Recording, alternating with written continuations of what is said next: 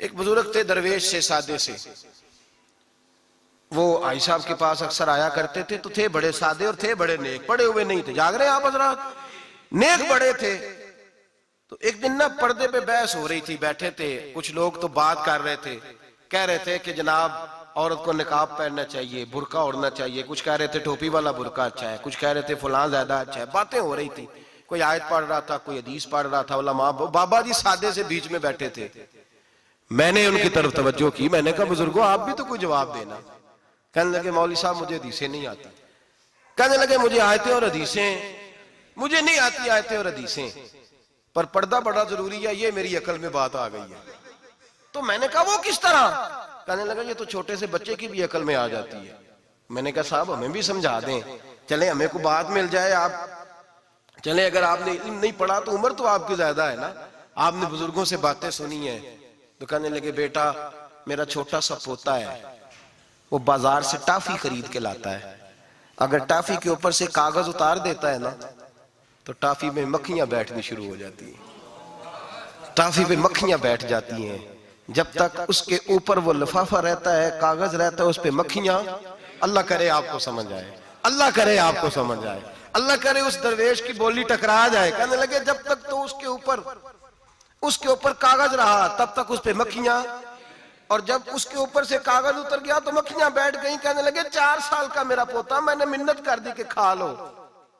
कहने लगा मैं नहीं खाता, इस पे मक्खियां बैठ गई है, मैं नहीं खाता, गंदी हो गई है, मैंने ये टॉफी नहीं खानी। कहने लगे मैं बूढ़ा आदमी दोबारा दुकान पे गया, जद्दोजहद करके नई टॉफी लाया, बेटे को कहा खा लो, अब उसने खाई।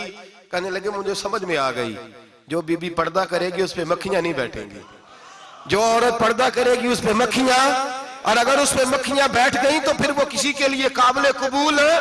और अगर पर्दे में छुपी रही, अगर पर्दे में छुपी रही, और भाई कीमती चीजों को गुलाब चढ़ते हैं, किसी ने कभी केमिस्ट्री गुलाब पे नहीं छुपाई, फिजिक्स नहीं छुपाई, कभी किसी शायर अदीब ने अपना लिखा हुआ शायरी का कलाम नहीं छुपाया।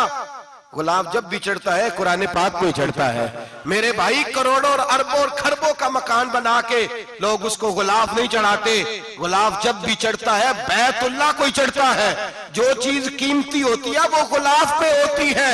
मेरी बहनों मेरी बेटियों, अगर तुम अपने आप को कीमती बनाना चाहती हो तो गुलाब में छुप जाओ, तुम्हारी कीमत बढ़ जाएगी, तुम्हारा वकार बढ़ जाएगा, तुम्हारी अजमत बढ़ जाएगी। मेरे हबीब ने फरमाया जितनी घर के अंदर रहोगी, दुनिया तो दुनिया रही, अल्लाह की नजर में तुम्हारी कीमत बढ़ जाएगी, रब करीम की निगाह में तुम्हारा वकार बढ़ जाएगा, अल्लाह की नजर में तुम्हारी अजमत बढ़ जाएगी। और जब औरत निकलती है, जब वो घर से निकलती है, मेरे हबीब करीम अलैहिस्सलाम ने फरमाया औरत छुपाने की चीज है, छुपाने की चीज है, छुपाने की, ये कीमती है, ये खजाना है, इसे छुपा के रखो। फरमाया जब ये घर से निकलती है, फरमाया और कोई देखे ना देखे, शैतान उसे देखता है, शैतान वसवसा अंदोजी करता है, शैतान उसे देखता है। और हबीब करीम सैयद आलम सल्लल्लाहु ताला अलैहि वसल्लम जब बात करते थे, जब लफ्ज बयान करते थे, मोहताज जुमले बोलते थे, बड़ा कम, रहमतल लिल आलमीन नबी की जुबान से बड़ा कम सख्त जुमले निकलते थे। मेरे हबीब ने लफ्ज अदा किए, सख्त जुमले। मेरे करीम ने फरमाया जो औरत, ये जो माए बहनें सुन रही हैं, खुदारा आगे पहुंचाएं, आप भी घर में जाएं तो ये वाला आवाज अपने घर में पहुंचाएं, सुनाएं, खुदारा सुनाएं, खुदारा। रोज एक कयामत टूटती है और मेरे भाई लाखों इज्जतदार लोग अपने तकिए पे मुंह रख रख के रोते हैं, इसलिए कि वो बच्ची जिसके बारे में कहते थे हमें एतबार है, एतबार, एतबार का लफ्ज बोल के बाप जो जुल्म करता है अपनी बेटी पे, भाई एतबार का लफ्ज बोल के जुल्म करता है बहन पे, एतबार का जुमला बोल के ज्यादती करते हैं हम अपनी जानों पर।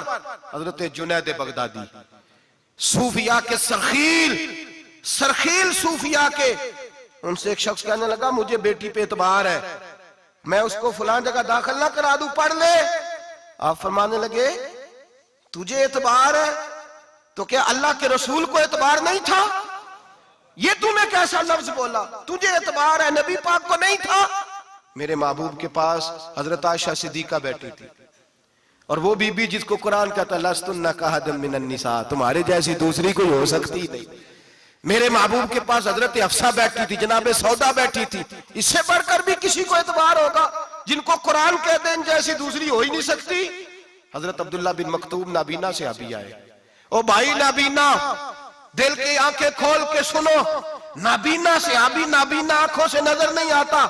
हुजूर की बारगाह में आए, मुझे एतबार है बेटी पे, मुझे एतबार है, संदल की बनी हुई बेटी है, हूर है तेरी बेटी, उसके करीब गुनाह नहीं जाता, ये तू ज्यादती कर रहा है अपनी बेटी पे, ये जुमला बोल के तू जुल्म कर रहा है, तू जालिम और फाजर हो गया जब तूने ये कहा कि मुझे एतबार है।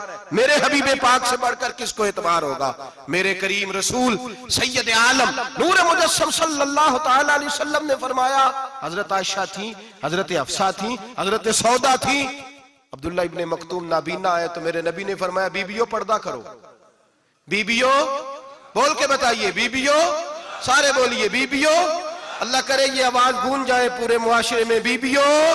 मेरे नबी ने जुमला कहा, बीबियों पर्दा कर लो, पर्दा करो, नजरें झुकाओ, नकाब ओढ़ो।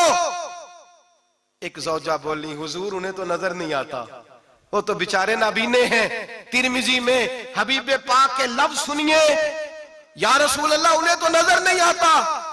मेरे रसूल ने फरमाया, तुम्हें तो नजर आता है ना, तुम तो अंधी नहीं ना, वो एक मर्द आया है, वो एक सहाबी आया है, तुम्हें तो नजर आता है, तुम्हारी आंखें तो है, उसे फितना आए ना आए तुम्हें नजर आता है।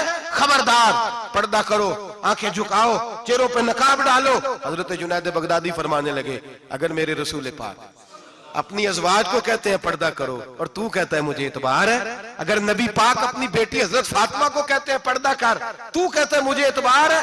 जनाब जुनैद बगदादी मजीद बोले, आप फरमाने लगे, अगर हसन बसरी पढ़ाने वाला हो, राबिया बसरी पढ़ने वाली हो और बीच में कुरान पाक पढ़ा हुआ हो, पढ़ाने वाला हसन बसरी, पढ़ाने वाले हसन बसरी जिन्होंने मौला अली शेर खुदा की सोबत पाई, जिन्होंने उम्मुल मोमिनीन हजरत उम्मे सलमा के घर में परवरिश पाई, फरमाया पढ़ाने वाला हसन बसरी, पढ़ने वाली राबिया बसरी, वो बीबी जो दुआ मांगे तो अल्लाह मुर्दा ऊंट को जिंदा फरमा दे।